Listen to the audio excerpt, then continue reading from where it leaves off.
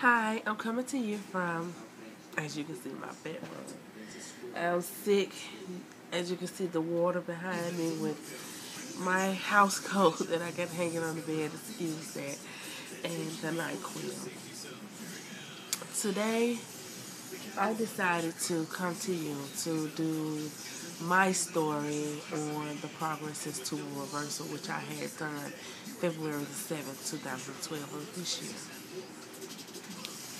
Excuse me, I have a cold.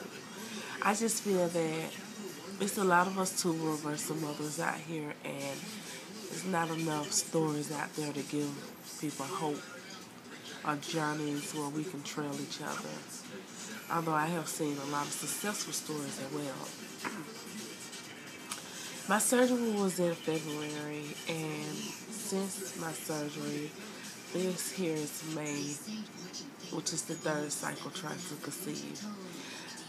Previously, for March and April, I was taking OPKs, and I had became a PMC addict where I was consistently and constantly urinating on sticks every opportunity that I was able to get. I am not currently on the Clomaz, although June the 5th I have an appointment to see what's the next step may be, which I think my physician is thinking about putting me on the Clomaz, and I don't know if I really want to go on that because I also heard they provide cysts. So I just really been trying home remedies starting this particular cycle, because the cycle before that I was just basically taking my iron pills, my prenatal vitamins, and trying to see basically what my body was going to do on its own.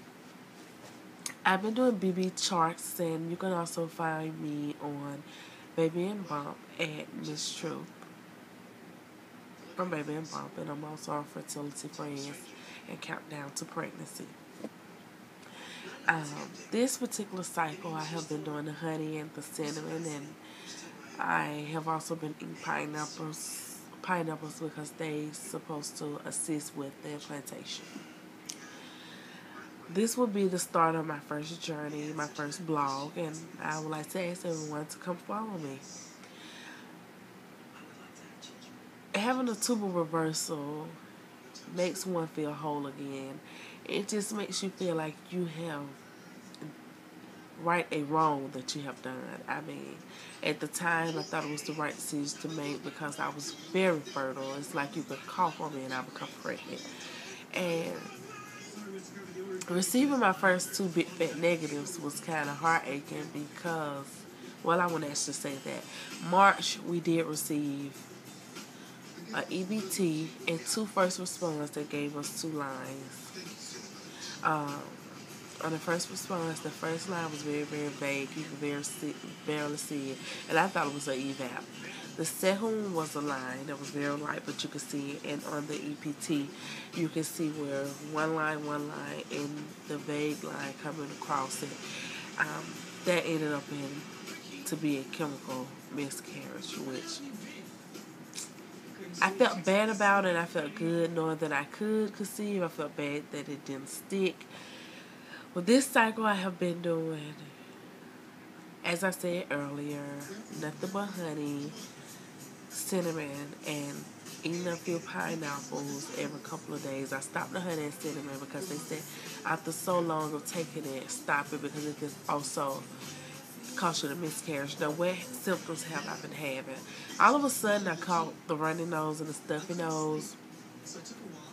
I've had lower back pains. My breasts are fuller. They have been start becoming heavy, and they are tender to touch. And I had to take my bra off, as you can see. I'm sorry about that. I'm sick, and I'm sitting here in the bed, but I decided to go ahead and share my story because I feel researching tubal reversal stories and journeys after the surgery, you don't see many video blogs, and I think that there should be more of us out there to at least encourage each other, because some of us have made the decision before when we were younger, and now that we have took our lives to another journey is something that we want, and I just wish baby dust to everyone out there who's trying to conceive after tubal reversal. Now, other symptoms that I was having yesterday I'm on currently 3 days past ovulation. 3 or 4. I'm really thinking 4, but according to the charts, it's 3, which I did have my BBT dip on the 16th because since I sleep with the fan and the AC on, my temp normally stays low, like right up in 96.4, 96.7.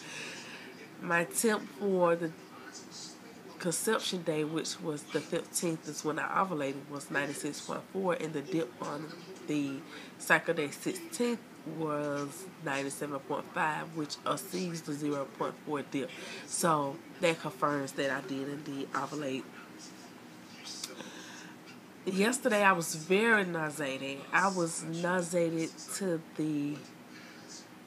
Oh, I have not been nauseated like that in a long time.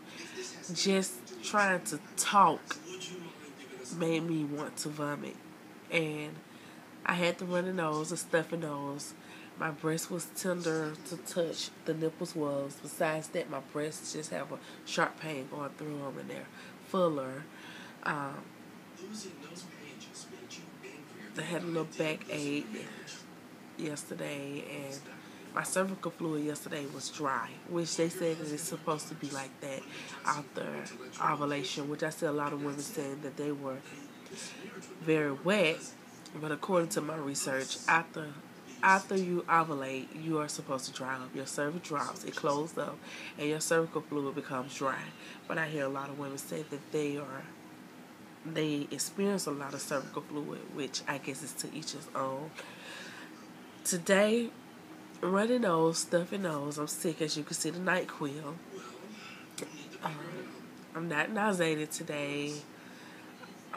The last couple of days I have had increased saliva. As you can see, I keep swallowing.